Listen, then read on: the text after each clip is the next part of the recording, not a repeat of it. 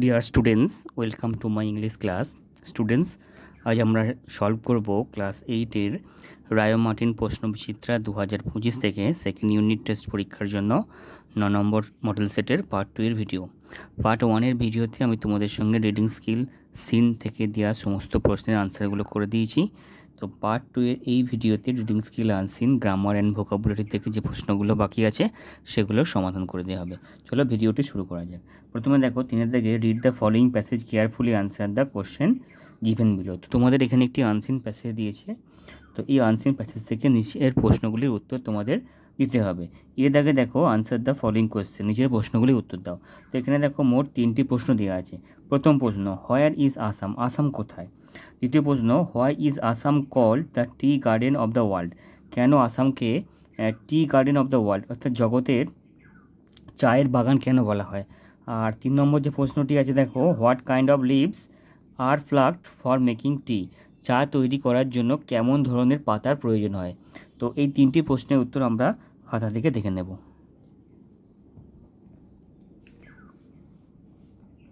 দেখো আসামটা কোথায়, প্রথম যে প্রশ্নটির উত্তর ছিল Assam is in the north east of India. আর 2 নম্বর হচ্ছে টি গার্ডেন কেন বলা হয়? তো এটি উত্তর হচ্ছে because tea grows in bushes, in the tea estate there are thousands and thousands of tea bushes. আর 3 নম্বর দেখো যেটি আছে, কেমন ধরনের পাতা তোলা হয়? তো এটির আনসার হবে দেখো, only the youngest and most tender leaves are plucked.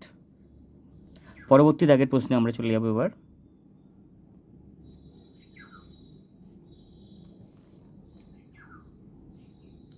কি বলেছে দেখো, make a meaningful sentence with the following word. তো নিচের যে ওয়ার্ডটি আছে সেটি দিয়ে একটি মিনিংফুল সেন্টেন্স তৈরি করতে হবে, যেমন আর্লি। তো আর্লি দিয়ে একটি তোমাদের বাক্য তৈরি করতে হবে। দেখো, I usually wake up very early in the morning.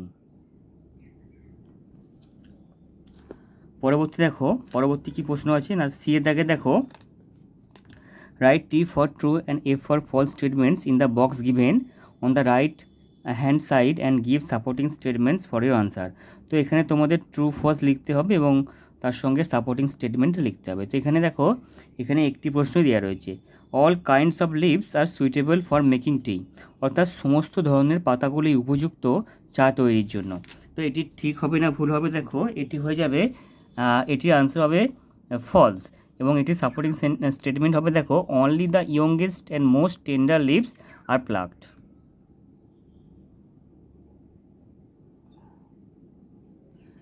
পরবর্তী দাগের প্রশ্নে আমরা চলে যাব, অর্থাৎ দেখো ডি এর দাগের কি বলছে, দেখো write the opposite meaning of the following, অর্থাৎ এখানে যে একটি ওয়ার্ড দিয়েছে তার অপোজিট মিনিং লিখতে হবে। তো ইয়ংগেস্ট, তো ইয়ংগেস্টের অপোজিট আমরা কি বলবো? ইয়ংগেস্টের অপোজিট আমরা বলবো ওল্ডেস্ট। ইয়ংগেস্ট আমরা কি বলবো? ইয়ংগেস্ট আমরা বলবো ওল্ডেস্ট, ইয়ংগেস্ট ওল্ডেস্ট। এরপরে দেখো চারের দাগে কি বলছে, fill in the blanks using suitable prefix or suffix to the words given in the bracket, অর্থাৎ ব্র্যাকেটের মধ্যে যে ওয়ার্ড দেওয়া আছে সেগুলোর সঙ্গে প্রেফিক্স সাফিক্স যোগ করতে হবে। The children were full of dash, তো এক্সাইট, তো এটা কী হবে? এক্সাইট হয়ে যাবে এক্সাইটমেন্ট।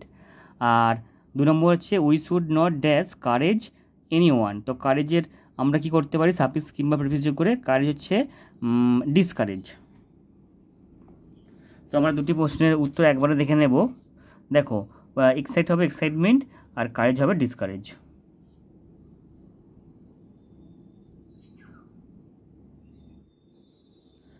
পরবর্তী দাগের প্রশ্নে চলে যাব আমরা। 5-এর দাগে দেখো কি বলছে, ডু অ্যাজ ডাইরেক্টেড, অর্থাৎ নির্দেশ অনুসারে তোমাদের এখানে করতে হবে। তো এখানে দেখো মোট 8টি প্রশ্ন দিয়ে আছে। প্রথম প্রশ্ন, children love playing with dolls, rewrite using noun phrase. তো দেখো এটি নাউন ফ্রেজ দিয়ে এটা করতে বলেছে। তো দেখো এটির উত্তর আমরা করব, children love the act of playing with dolls. 2 নম্বর যেটি আছে দেখো, she is the girl who always takes care of her friends. কি বলেছে? Identify the main or principal clause and dependent clause, অর্থাৎ মেন ক্লজ এবং ডিপেন্ডেন্ট ক্লজ আইডেন্টিফাই করে করতে হবে। তো দেখো সি ইজ দ্য গার্ল, এটা হয়ে যাবে main clause. Who always takes care of her friends, এটা হবে ডিপেন্ডেন্ট ক্লজ।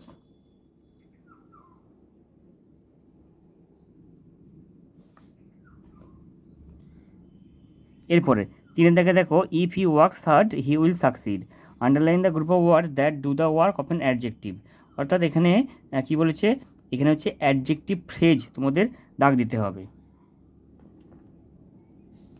দেখো এটির উত্তর হবে ইফ হি ওয়ার্কস হার্ড।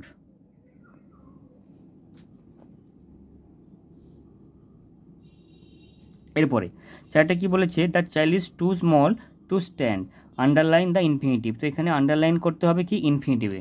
দেখো এটির উত্তর হবে টু স্ট্যান্ড, টু স্ট্যান্ড হয়ে যাবে উত্তর।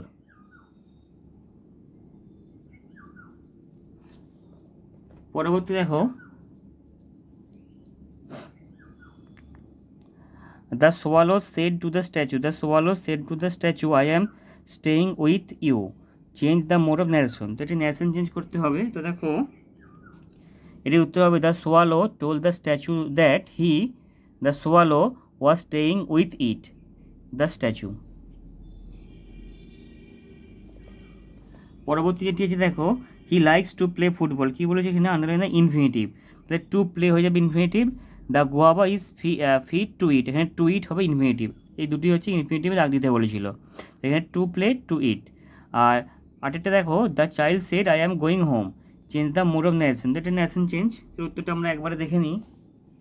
The child said that he was going home. তো 8টি উত্তর আমরা একবার দেখে নেব একসঙ্গে।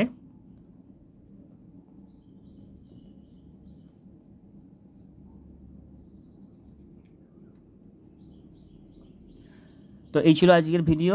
পরবর্তী ভিডিওতে 10 নম্বর মডেল সেট থেকে আলোচনা করা হবে। Thank you so much for watching my video.